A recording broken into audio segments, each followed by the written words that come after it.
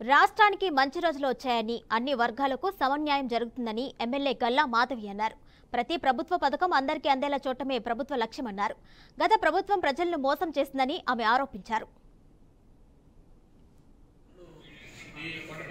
మీద ఎన్నో రెట్లు పెంచడం జరిగింది. 2000 రూపాయల నుంచి ఈ రోజు 4000 రూపాయల పెన్షన్ పెంచడం జరిగింది. అలాగే వికలాంగులకు కూడా 3000 రూపాయల నుంచి 6000 రూపాయలు పెంచడం జరిగింది. అంటే ఇప్పుడు దాకా ప్రచార భాగంలో దుష్ప్రచార భాగంలో అని చెప్పుకోవచ్చు. గడిచిన ప్రభుత్వము వచ్చి రాగానే తెలుగుదేశం ప్రభుత్వం, ఈ కూటమి ప్రభుత్వం వచ్చి రాగానే పెన్షన్లు ఎత్తేస్తాం, ఎలాంటి సంక్షేమం ఇవ్వము అని దుష్ప్రచారాలు చేస్తూ వచ్చారు.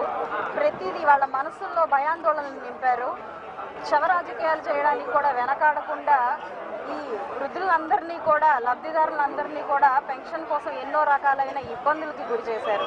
వాలంటీర్ సిస్టమ్ ఈ గడిచిన ప్రభుత్వానికి వారు కార్యకర్తల్లాగా వ్యవహరిస్తున్నారు అని చెప్పి వారిని అడ్డుకునే ప్రయత్నం ఈసీ వారు చేసినప్పుడు దాన్ని కూడా వారు రాజకీయ లబ్ధి కోసం వాడుకుని పెన్షన్ని వారికి అందజేసే విధాన్ని ఇంకొక రకమైన మార్గాన్ని చూడకుండా వృద్ధులందరినీ కూడా సచివాలయాలకి రప్పించుకుని ఎన్నో రకాలైన ఎంతో మందిని బలి తీసుకున్న పరిస్థితులు మనం చూసాం.